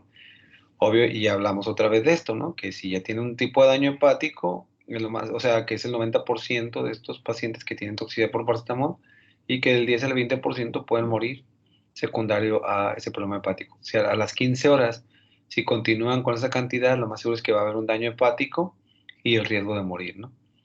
El carbono activado, como les había comentado, es uno de los medicamentos que, una de las sustancias que se puede agregar, sobre todo si el paciente no tiene ni 4 horas de haber tomado el fármaco. Cuando ya pasó más de 4 horas, entonces ya el carbono activado no está indicado. El lavado gástrico ahorita ya no, se supone que no se debe usar, ¿no? Mi recomendación es, a veces los pacientes se les tiene que poner sonda nasogástrica porque no, a veces vienen inconscientes o no responden, no tienen, o se están haciendo, ¿no? Entonces le ponemos sonda nasogástrica y lo que podemos hacer es con una jeringa sacar lo que pudiera haber los restos gástricos, a lo mejor ahí por ahí sale una que otra pastilla o pedazos de pastilla, pero lo que sí no es recomendable es echarle, porque antes lo que hacíamos era le sacábamos y le metíamos agua, le sacábamos y metíamos agua. Eso podía impulsar o hacer propulsión a lo que es los fármacos que están dentro del estómago y llegar al sitio donde mejor se absorben, que es a nivel intestinal. Entonces, por eso el lavado gástrico, a lo mejor de esa manera ya no se recomienda, pero sí podemos sacarlo, ¿no? La otra situación es que si son componentes ácidos o demasiados alcalinos, pudieran generar daño a nivel de las mucosas al poder ingurgitarse o regresarse.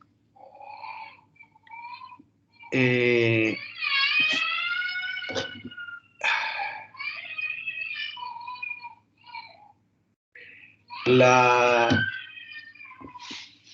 N-acetilcisteína está indicado en pacientes que todos los pacientes que consumieron paracetamol, ¿no?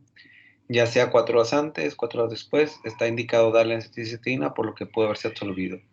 Y como ya les había comentado, bueno, el ingerirse las dos cosas juntos está también indicado, su libro dice que está bien, o sea, no hay que esperar, si hay que dar carbono activado, no hay que esperar a que le demos primero carbono activado y después N-acetilcisteína, ¿no? Porque las dos son apremiantes para que empiecen a funcionar. La N-acetilcisteína funciona incrementando lo que es las reservas de glutatión, o sea, no tiene un efecto tan directo sobre el fármaco, sino más bien incrementando las reservas de glutatión. Entonces, lo antes posible de darse es mejor para tratar de agilizar esos niveles de glutatión que incrementen para poder neutralizar lo que es la N-acetilbenzoquinonamina.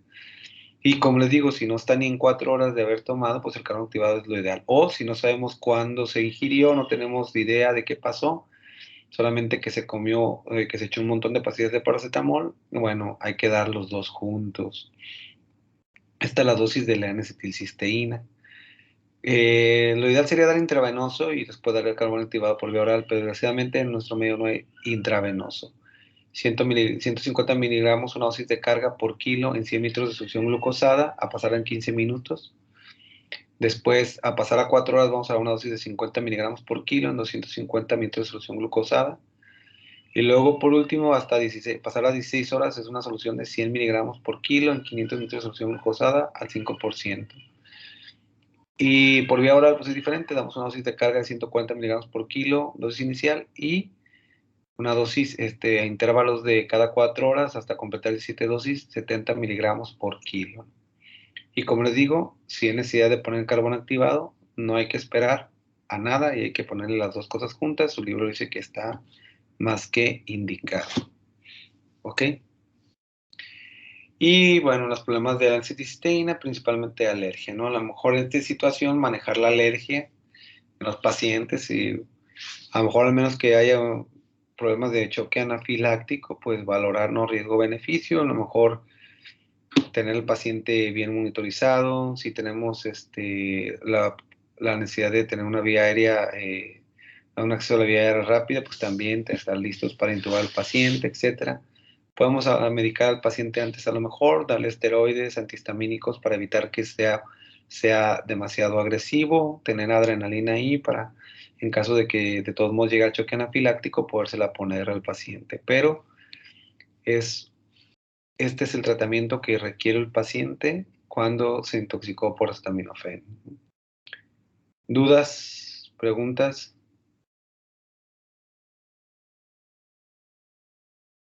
¿Dudas? Sí, maestro, con respecto a las dosis de la N-acetilcisteína, pues vienen varias opciones, ¿no? Cuando utilizamos una, cuando utilizamos otra. Pero ¿dónde vienen varias opciones? Aquí en la presentación, que tal vez no me expliqué bien. Es decir, si nosotros queremos administrar 150 miligramos por kilogramos en 100 mililitros en 15 minutos, ¿qué nos haría decir? Bueno, ¿sabes qué? No, mejor no le damos esos 150, mejor le damos 50 miligramos en 250 y dejamos pasar las 4 horas. ¿Qué nos hace cambiar de opinión en ese aspecto? No. Más bien, yo no me di a explicar bien. Fíjate bien, las 3 dosis se las vas a aplicar. Le vas a dar una dosis de carga de 150 miligramos por kilo, diluido en 100 mililitros de solución glucosada al 5% y pasar en 15 minutos. Esta dosis se la vas a dar primero. Ya que le pasaste esta dosis de carga, esta es una dosis de carga. Dosis de carga. Le vas a pasar como quien dice otra pequeña dosis de carga, pero para más tiempo. 50 miligramos por kilo en 250 mililitros de solución glucosada al 5%. A esta se la vas a pasar en 4 horas. O sea, ya que terminó esta, le vas a pasar esta que sigue. Si esta, das cuenta que esta es primero y esta es segunda. Y ya que terminó de pasar esta, ahora ya le vas a pasar una a 16 horas, que son 100 miligramos por kilo en 500 mililitros de solución glucosada al 5%. Entonces, las 3 se las vas a pasar. ¿Sí me voy a entender? Sí, maestro, ya quedó claro. O sea, no es que una escojas una, no, las 3 las vas a pasar. En caso que haya vía intravenosa, pero como no hay intravenosa, lo que va a hacer es pasar este esquema, que es 140 miligramos por kilo en dosis inicial, o sea, en un solo trago va a tomar todo esto, en una sola, la primera, y ya después las otros tragos van a ser 70 miligramos por kilo, o sea, lo que pasa el paciente cada 4 horas, o sea que si por ejemplo es un paciente de 70 kilos, ¿cuánto le toca? ¿Cuántos miligramos le tocan? ¿Cuántos kilogramos eran, perdón? 70 kilos. Pesa el paciente 70.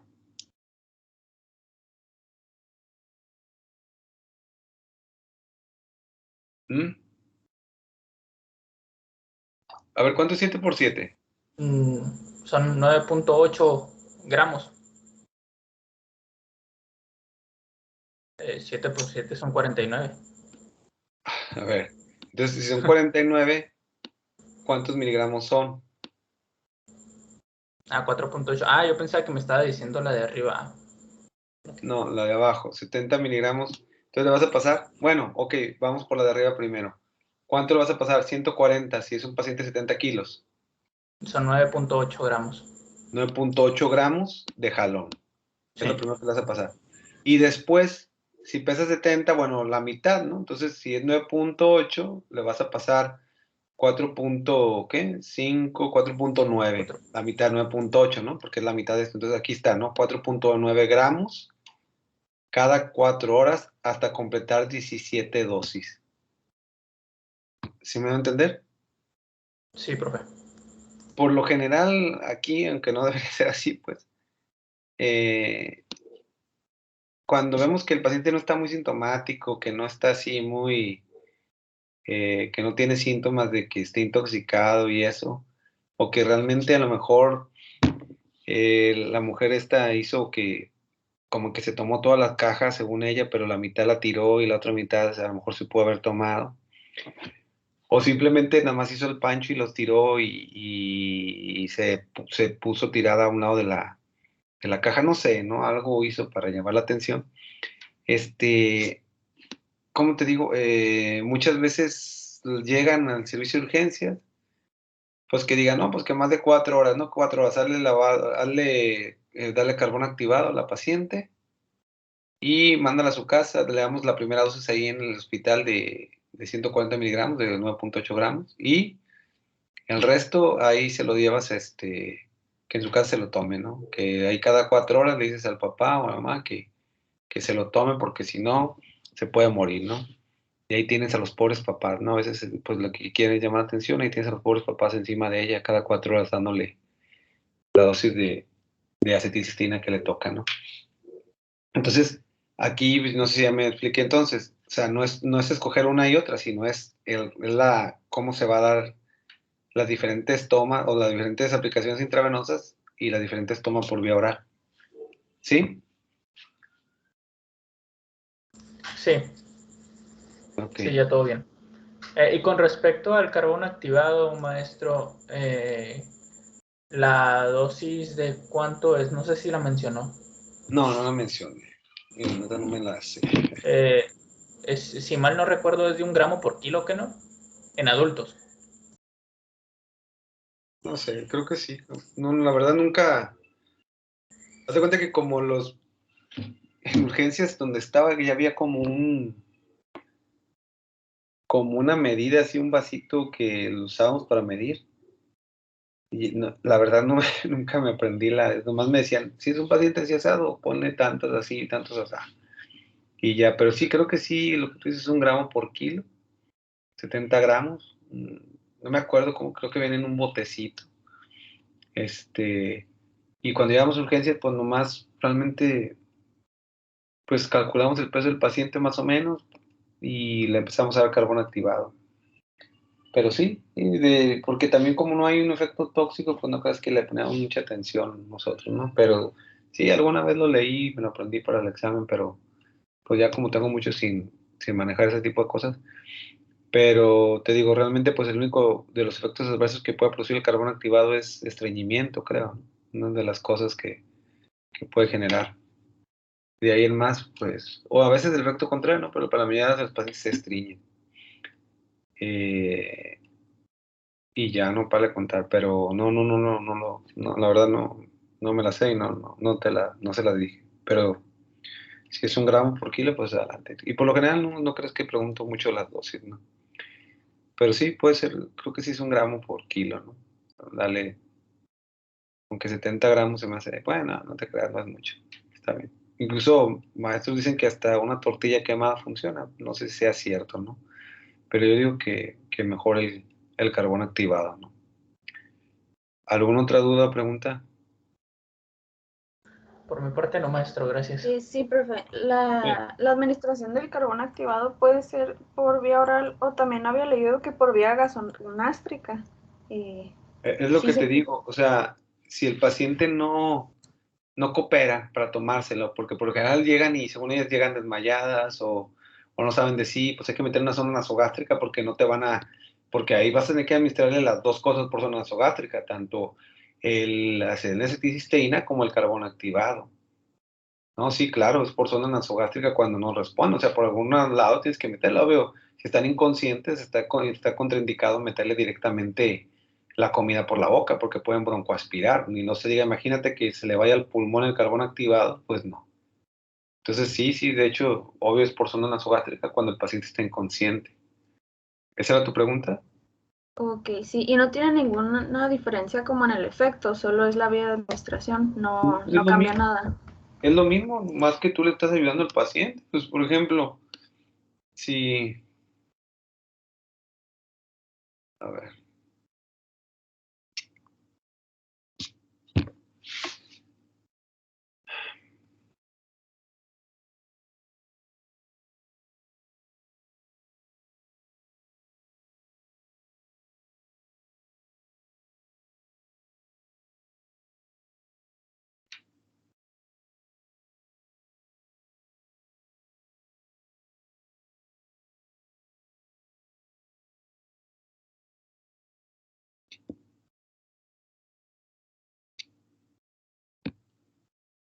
¿ves mi presentación?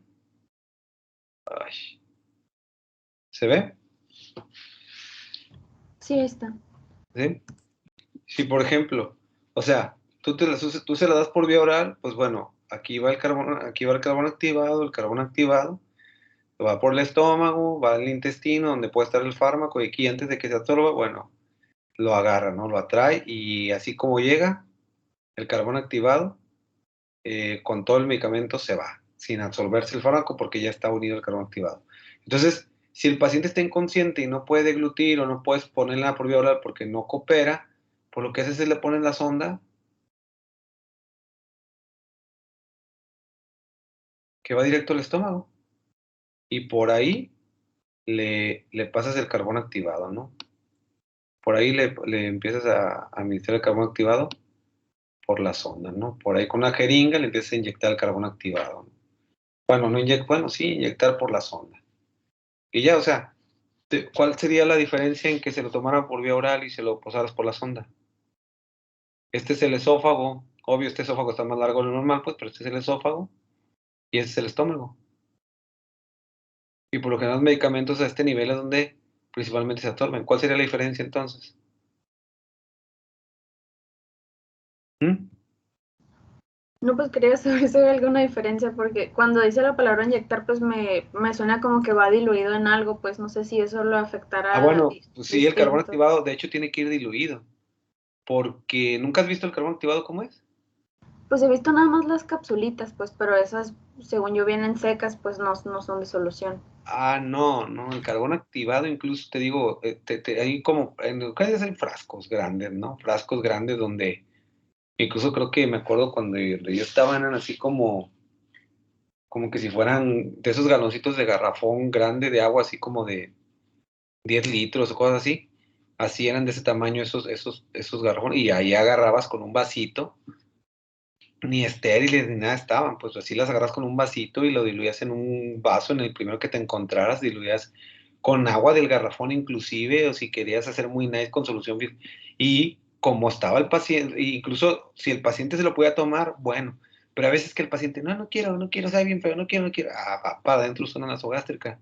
O el paciente está inconsciente, pues sonda nasogástrica, y te digo inyectar porque le tienes que poner, como es una sonda, eh, no, tienes que ponerle una jeringa al extremo de la sonda que está afuera y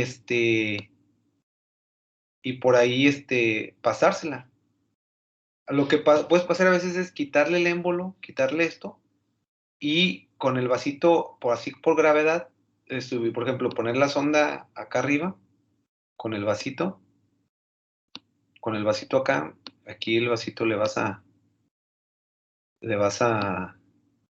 echar y echar por aquí por donde estaba el émbolo la de esta, y y va a llegar hasta, o sea, ya no necesitas inyectarlo, como está vacío el estómago, pues va, ¿cómo te digo? Y por gravedad, pues va a caer en el estómago, pues, sin necesidad de inyectarlo, pero hay veces que por más rapidez, agarras, le das pues sí, le inyectas por la sonda hacia el estómago. Y esto intravenoso es otra cosa, es intravenoso como tal, o sea, lo vas a aplicar en la vena. Pero por vía oral, obvio, lo puedes dar, ya te digo, a veces ese tipo de pacientes que llegan y se quieren suicidar son tan delicados que a veces no sé cómo se metieron tantas tabletas, pero bueno, es que a lo mejor el carbón activado es diferente, ¿no? Pero, y no quieren tomar el carbón activado, pues es como que si estuvieras tomando tierra con agua, pues. Literal, ¿no? Tierra con agua, entonces a los pacientes no les gusta. No les gusta, entonces, o no quieren, pues le pones sonda, le pones una sonda nasogástrica y se la pasas por ahí. O el paciente está inconsciente y se la pasas por ahí, pero es lo mismo, o sea, es lo mismo, llega al estómago. En el esófago no se absorbe nada, en el esófago no hay nada, a lo mejor todavía en la cámara gástrica puede ser que algunos fármacos se absorban, pero ya el carbón activado cuando llega al estómago, pues se encarga de quelar o de unir ese tipo de sustancias para que no se absorban. Pero es lo mismo, ponerlo por sonda nasogástrica que ponerlo por sonda, que ponerlo directamente por la boca. Como te digo, la sonda aquí, la sonda nasogástrica es una sonda que va, orogástrica es una sonda que va de la boca, como dice su nombre. Orogástrica es cuando va por la boca, ¿no? Nasogástrica es cuando la metes por la nariz y de todos modos termina yendo al esófago. Entonces es sonda nasogástrica, orogástrica o nasogástrica. Es más fácil en pacientes que están conscientes meterla por la nariz, porque por la boca genera muchas náuseas.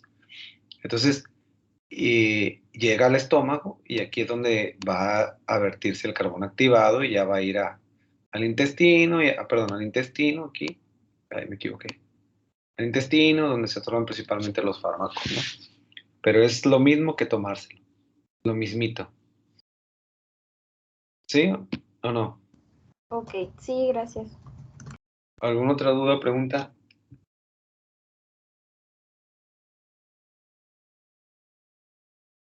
¿Dudas? ¿No? No, Bueno, profe. los veo la siguiente clase. Vamos a terminar de ver a Inés. No creo que alcancemos a ver antihipertensivos, pero bueno, voy a darle una leída, ¿no? Vamos a seguir viendo a Inés, ¿ok? Ok, gracias, profe. Gracias, profe. Bonita noche. Bye. Gracias, doctor.